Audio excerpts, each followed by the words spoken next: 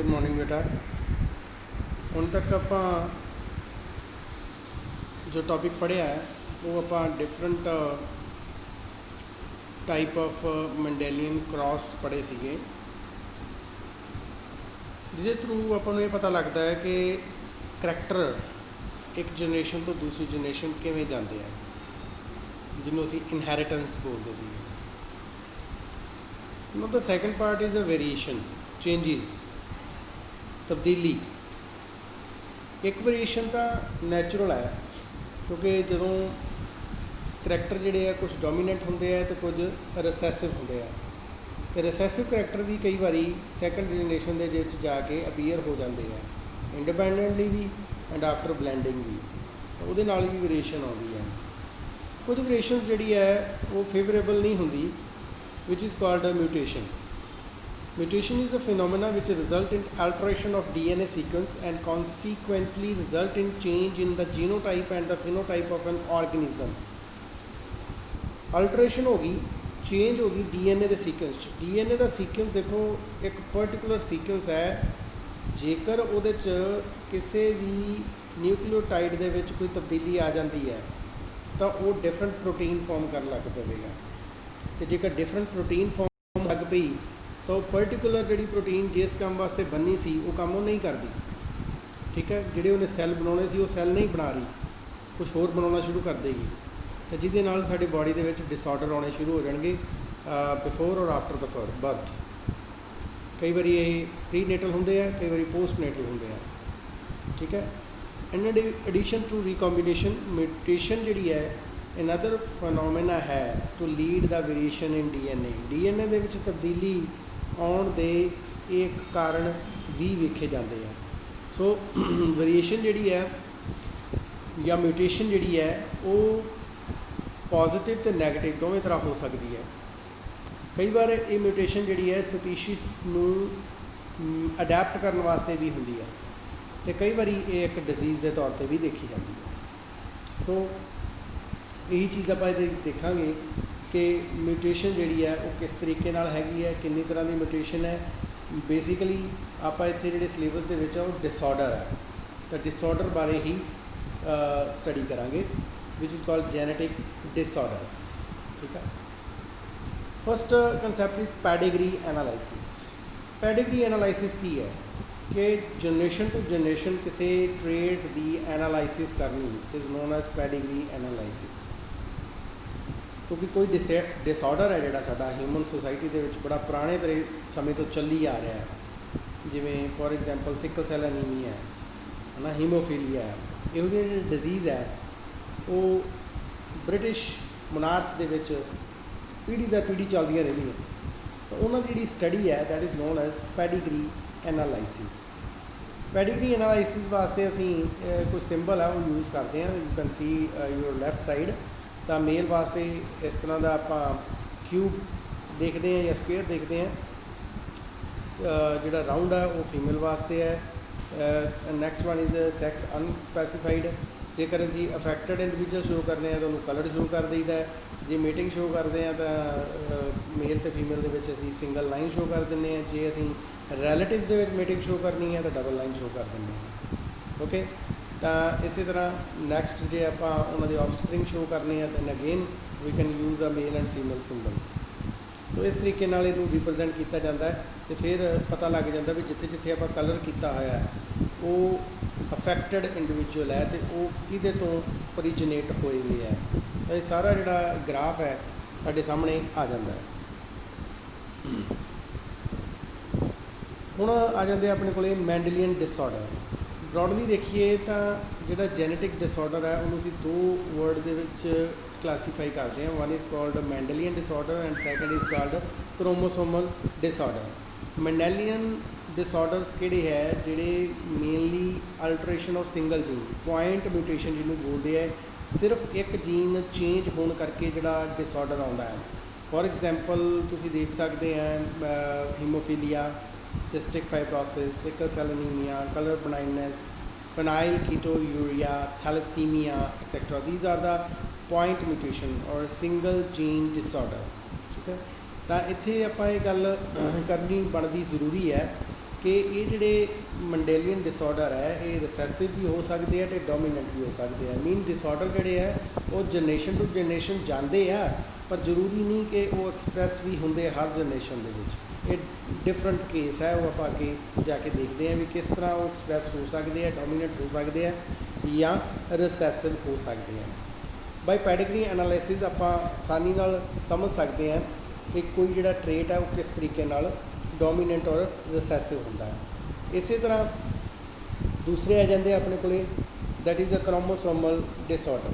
Chromosomal disorder जिहड़े हैगे आ वो किहदे नाल रिलेटेड है, वो सैक्स क्रोमोसोम दे नाल रिलेटेड है। ठीक है, एक्स और वाई क्रोमोसोम जिहड़ा कि मेल ते फीमेल दे विच आपां देखदे हैं उन्हां दे नाल ही रिलेटेड हुंदा। So that is known as a chromosomal disorder. हुण अपने कोले फस्ट डिसऑर्डर ही हैगा, that is called colour blindness.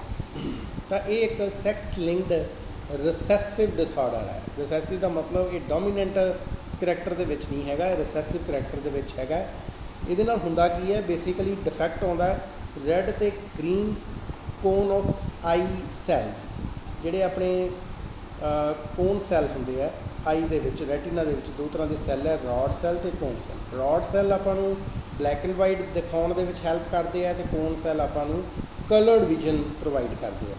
तो इत्थे रैड ते ग्रीन कलर के जिहड़े कोन सैल है ना उन्हां दे विच प्रॉब्लम आउंदी है, क्योंकि उन्हां नूं फॉर्म करन वास्ते साडे DNA दे विच एक triplet that is called gene हुंदी है, उहदे चेंज होण नाल असीं डिफरेंशिएट नहीं कर पाउंदे कि किहड़ा ग्रीन कलर है ते किहड़ा रैड कलर है। ठीक है, तो ये जिहड़ी म्यूटेशन है ये एक्स क्रोमोसोम के उपर प्रैजेंट होंदी है। मेल्स दे विच अप्रोक्सीमेटली 8% है कि एक जिहड़ी है डिफैक्ट अपीयर होएगा जनरेशन दे विच, ते फीमेल दे विच बहुत घट है, दैट इज़ 0.4% जिहड़ियां फीमेल है दैट विल बी डिफैक्ट, क्योंकि जीन जिहड़ी है वो डिफैक्ट जिहड़ी हो रही है वो एक्स क्रोमोसोम के नाल रिलेटेड है। तो मेल दे विच सिर्फ आप देखिए कि एक एक्स क्रोमोसोम होंदा तो फीमेल दे विच दो होंदे आ। तो ये तुसीं क्रॉस बना के देख सकते हैं, एक ईजी क्रॉस है। आ देखो, you can see this one, X X X Y. हुण जे रिसैसिव करैक्टर आपां कलर ब्लाइंडनेस सी ये उपर ही लगा दीए सपोज है ना, तो देखो कि जो क्रॉस होएगा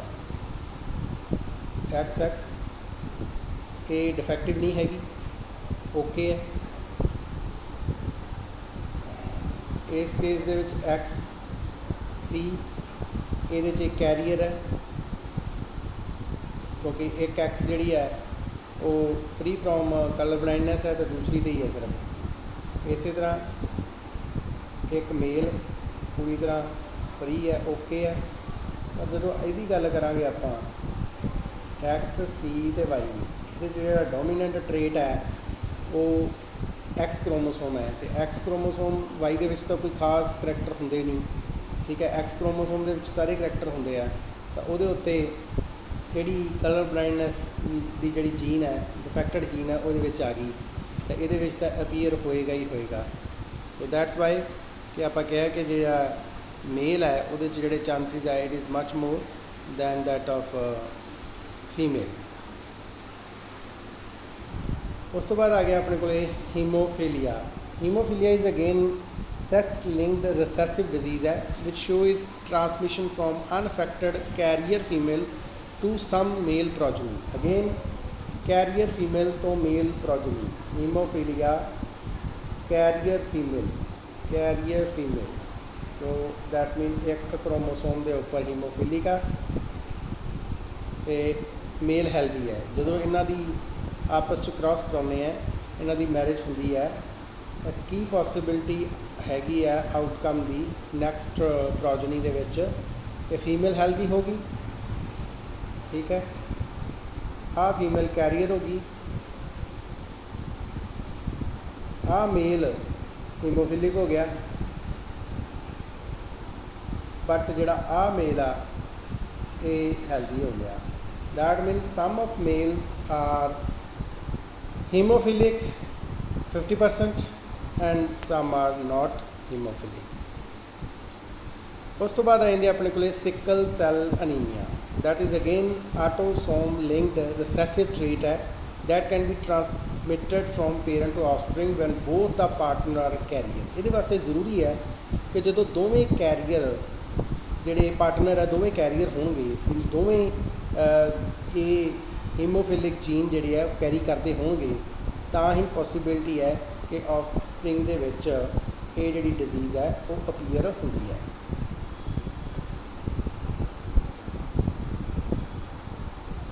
एक तो केस है कि दोवें पार्टनर कैरियर हो, ये भी कैरियर हो जाए, ये भी कैरियर हो जाए, ठीक है। सैकंड पॉसिबिलिटी की है, होमोजाइगस इंडिविजुअल जोड़ा है वो सिर्फ डिजीज़ शो करेगा। होमोजाइगस का मतलब इत्थे की होया कि सेम जीन, इसका मतलब फीमेल आएगा, फीमेल वाला ही जीन शो डिजीज़ शो करेगा। 3 आउट ऑफ द 4 जो आप देखिए XH ये भी कैरियर होगी, XY not haemophilic, sickle cell लिखना से आपको, नॉट अ सिकल सैल। इस तरह आ जी अपने को आ गई, ये दोवें जीन्स होमोजाइगस ये उपर ये जीन हैगी है that is sickle cell. That mean कि ये टोटली डिजीज्ड ऑफस्प्रिंग होएगा, ये फुली फ्लैज डिजीज़ अपीयर होएगी। उस तो बाद आ जाता अपने को phenylketonuria. The inborn error of metabolism is also inherited as autosomal recessive trait. एक मेटाबॉलिज्म की डिजीज़ है, तो जदों ये उदों अपीयर होंदी है due to some genetic disorder, enzyme जिहड़ा अमाइनो एसिड फिनाइल एनालिन नूं टायरोसिन दे विच कन्वर्ट करदा, वो प्रोड्यूस होंदा, जिहदे करके फिनाइल एनालिन जिहड़ा ते कन्वर्टड इनटू फिनाइल पायरोविक एसिड ते होर डेरीवेटिव्स जिहड़े बन जाते हैं, तो वो कित्थे डिपॉजिट होना शुरू हो जाता brain they which, and result into the retardation of brain, तो ब्रेन की डिवेलपमेंट रुक जाती है, जिहदे करके ये बच्चे जिहड़े है वो हेल्दी प्रोड्यूस नहीं होंदे। तो मोस्टली हेल्दी परसन दे विच ये जीन्स होंदियां, जिहदे करके जिहड़ा ये सारा फिनाइल कीटोयूरिया है that can be excreted through urine, ठीक है। तो यूरिन के थ्रू एक्सक्रीट होना शुरू हो जाता है, पर इन्हां बच्चों के विच पूअर अब्जॉर्प्शन होंदी है किडनी के विच, जिहदे करके इहदी एक्सक्रीशन है वो पॉसीबल नहीं होंदी। नैक्सट आ जाता अपने को thalassaemia.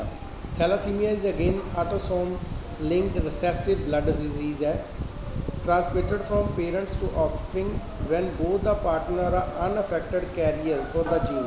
Again it is heterozygous है, दोवें जिहड़े पार्टनर है वो अनअफेक्टेड होंदे है, तां ही ये ऑफस्प्रिंग दे विच ये जिहड़ी डिजीज़ है ये रिसेसिव ऑटोसोमल लिंक्ड डिजीज़ रहिंदी है।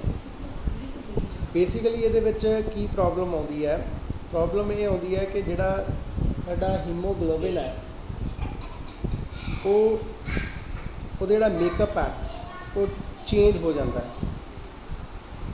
साडे बॉडी दे विच जिहड़ा हीमोग्लोबिन है वो ग्लोबिन चेन अल्फा ते बीटा उहदे तो होमोग्लोबिन बनती है। That cause formation of abnormal haemoglobin molecule resulted into the anaemia. तो प्रॉपर हीमोग्लोबिन नहीं बनता, जिहदे करके ब्लड की कमी आप कह सकते हैं कि कमी हो जाती है, that is called anaemia. Thalassaemia further classified according to the chain of haemoglobin molecule is affected. इनू अल्फा थैलासीमिया भी बोलते हैं, बीटा थैलासीमिया भी बोलते हैं। सो उस तो बाद आ जाता अपने को क्रोमोसोमल डिसऑर्डर्स।